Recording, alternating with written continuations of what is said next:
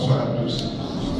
Juste pour ma culture personnelle, ce sont les gens qui n'étaient pas là hier. Bon, donc je vais faire un très court résumé de ce que j'ai raconté hier. Je suis fils d'ouvrier, je viens d'une famille pauvre, mais j'ai jamais manqué de rien. Sauf d'amour. Mon père était très violent, il battait ma mère, il battait mon père. Il m'a battu jusqu'au jour où j'ai voulu le tuer. Puis là, il n'a plus jamais frappé ni ma mère, ni mon frère, ni moi. Pour pouvoir me payer des études, parce que lui, il n'était pas capable de me les payer, j'ai fait l'école royale militaire, j'étais le plus jeune officier en Belgique. Quand j'ai quitté l'armée, je suis entré dans le monde des affaires. Après l'école militaire, j'étais au PDVR. Et j'ai fait à peu près 6 ans à l'armée, un peu plus. Et puis j'avais demandé, est-ce qu'il y a moyen de couper ce bruit de fond là, c'est casse-couille. Alors, bon, quand j'ai quitté l'armée, j'ai créé un portefeuille d'assurance que j'ai vendu un peu plus tard, une dizaine d'années plus tard, à Albert Frère.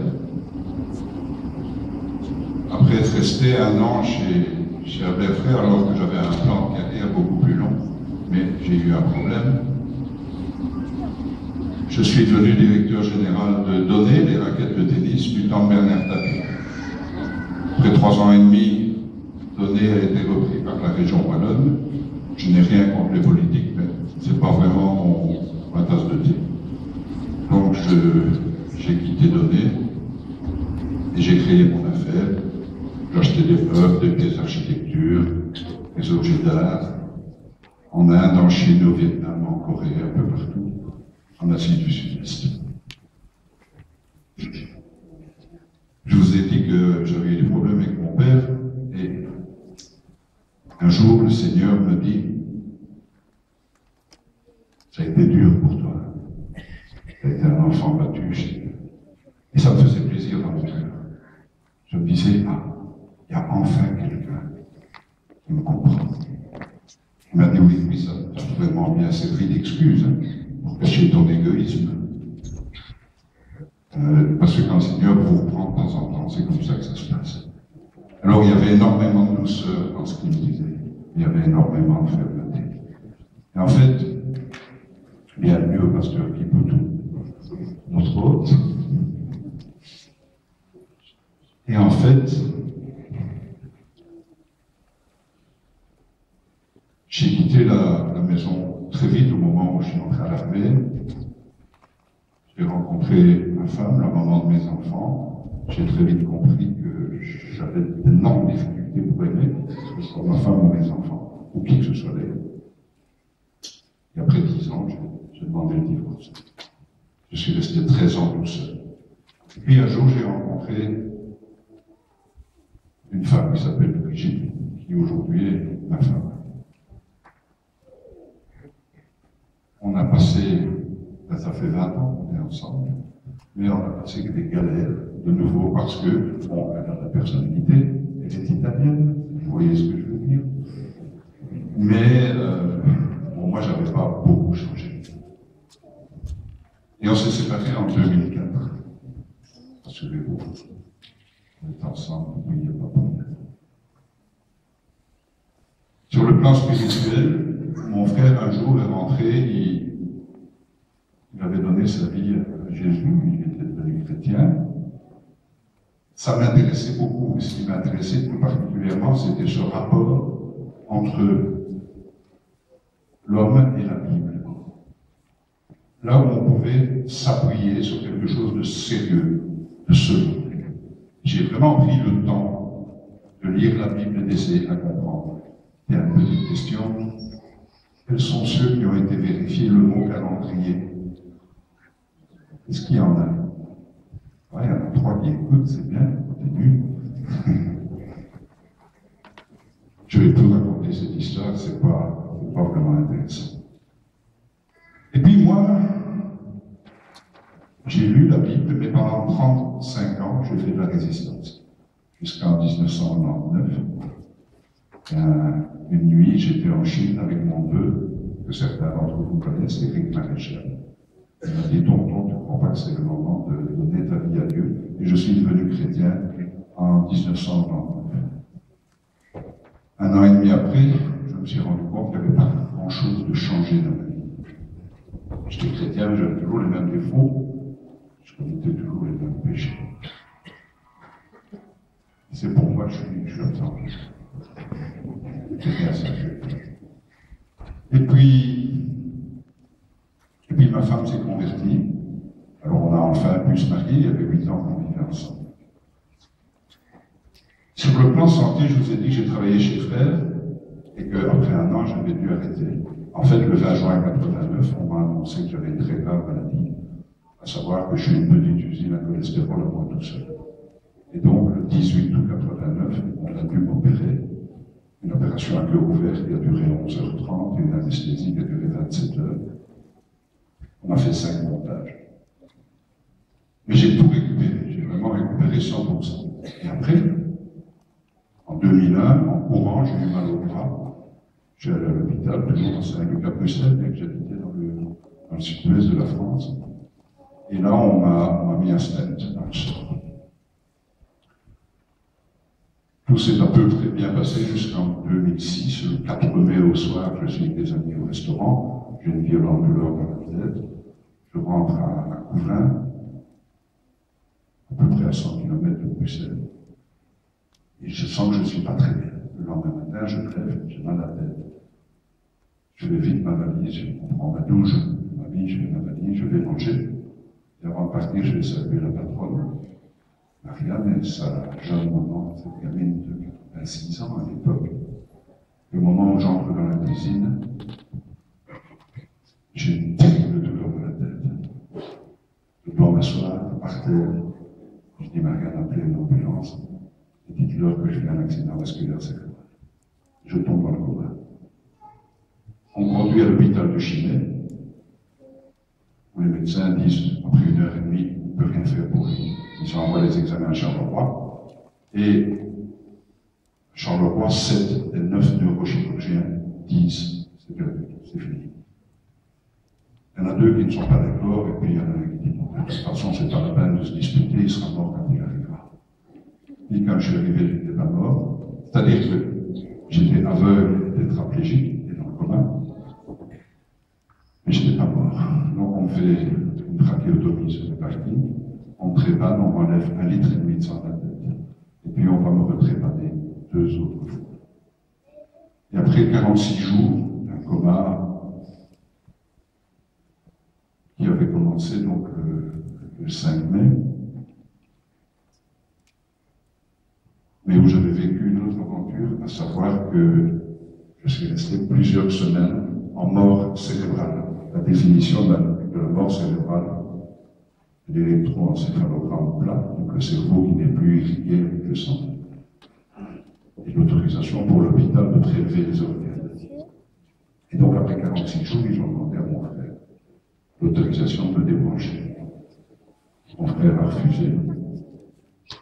Et puis cet épisode que je vous ai raconté hier, sur lequel je ne vais pas m'étendre, ma cousine téléphonait à ma femme, on a mis le téléphone sur mon oreille, et là les larmes ont coulé quand j'ai entendu sa voix, alors que je ne m'en souviens absolument pas. Et le 51e jour, je suis sorti du coma. Il semblerait que le diable estimait que ce n'était pas suffisant, puisque je rappelle pour ceux qui ne le savent pas, c'est que la maladie n'est jamais de Dieu. La santé est de Dieu, la maladie elle est du diable. La foi elle est de Dieu, la crédulité elle est du diable. La sainteté elle est de Dieu, le péché est du diable. Et 5 jours après, je vois que mon fils est tracassé. Je me demande ce qui se passe, on est toujours à l'hôpital bien sûr. Et il m'annonce que je vais résumer 43 tumeurs au cerveau. Et là il me dit carrément, je vais mourir. Je suis transféré à Saint-Luc et le professeur Guérit vient me trouver et me dit est-ce qu'on peut refaire une résonance magnétique? Et le lendemain, il débarque dans ma chambre, je le vois encore, avec 10 médecins. Il dit sur la Maréchal, j'ai les résultats de vos examens. Je dis oui, je sais. Il me dit qu'est-ce que vous savez? Je dis ben, vous allez me dire que j'ai 43 tumeurs Il dit non, monsieur, vous n'avez plus rien. Je dis attendez. Ça peut disparaître en 4 jours. Il me dit ça ne peut pas disparaître, ni en 4 jours, ni en 40 ans. Et votre cas confine au paranormal. Hier, j'en ai pas parlé. J'ai écrit un livre. On a tourné un DVD. Vous êtes chrétien, est-ce que vous connaissez Nicky Cruz? Nicky Cruz était interviewé sur le DVD. J'étais ami avec David Wilkerson. Eddie Merckx et Bernard Hinault aussi. Mais surtout, ce qui est important, je ne suis pas un marchand du temps en train d'essayer de vous prendre ma cablotte. Ce sont des outils extraordinaires pour l'évangélisation. Si vous savez le nombre de courriers que je reçois, de témoignages que je reçois, de gens qui, en ayant lu ça, en ayant regardé, se sont convertis, c'est assez impressionnant. Et je vous avais dit hier que j'avais vécu 5 miracles. Je viens de vous parler de 2 miracles. Alors évidemment, laissez-vous les autres. Alors, je vous assure que ce que je vais vous dire est vrai.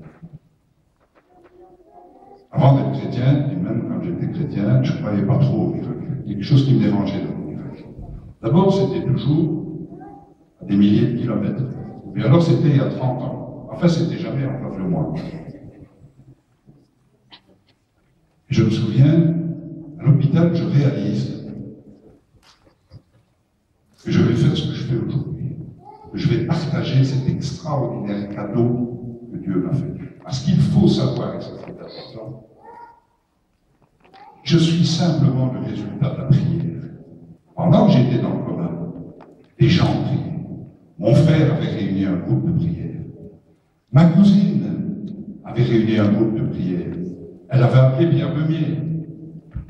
Ils ont prié au Canada pour moi. Et oui, genre, même au Canada. On priait en France, dans mon église. Et puis, je réfléchissais, et le Seigneur me disait, ce cadeau que je t'ai fait ne t'appartient pas, tu dois le partager. Les gens ont besoin d'entendre que les miracles existent, vraiment, ils sont indiscutables. Et je lui ai dit, mais Seigneur, et je vous assure que c'est comme ça que je l'ai dit, j'espère que vous ne serez pas fâchés. Je dis, Seigneur, tu n'es pas sérieux. 35 ans avant, un matin, je me lève et j'ai une petite boule comme ça, au poignet. Je me souviens, je vais voir un copain médecin. Je dis, écoute, regarde ce que j'ai. C'était au bras gauche. Il éclate de rire, il me dit, non, tu n'as pas de cancer du poignet. C'est vrai qu'entre nous, c'était un petit peu à ça que je pensais. Il me dit, tu as simplement un kyste synovial, c'est pas grave. Je peux l'enlever, mais il reviendra 15 jours après. Donc il vaut mieux ne rien faire. Et puis ce kyste, qui était comme ça, devient comme ça. Et il devient dur comme de la pierre. C'est pas très beau, il bute contre ma montre. Et quand je connais ma femme, j'ai cette espèce de kyste, si vous voulez. Et je suis à l'hôpital et je dis, mais Seigneur, j'imagine je vais témoigner devant une salle comme aujourd'hui où il y a 300 personnes, pas 200. Une personne, une seule, mal intentionnée, au premier ou au deuxième rang, me dit, ah oui, les 43 tumeurs dans le cerveau qu'on ne voit pas, dont Dieu les a enlevées, mais celles au poignet, on voit. Ah, tu n'as pas. Je dis, Seigneur, c'est pas sérieux. Et j'ai vraiment ce que il me dit, écoute, il est tard. Tu dors, tu prends ton poignet. Et le lendemain matin, je me suis réveillé. Je n'ai plus rien.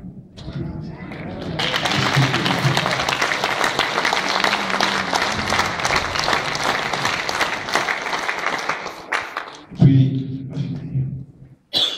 Au mois d'octobre l'année dernière, je dois aller témoigner chez Jim Ramona à Minneapolis. Il y a 3000 personnes.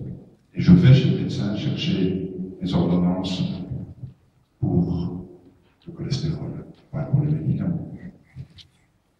Et le médecin me dit, mais tiens, on va profiter, je vais prendre ta tension. Je dis, c'est pas la peine, j'oublie, j'ai tout 7 ou toujours. Prends ma tension, il me regarde et me dit, comment tu te sens? Je dis, mais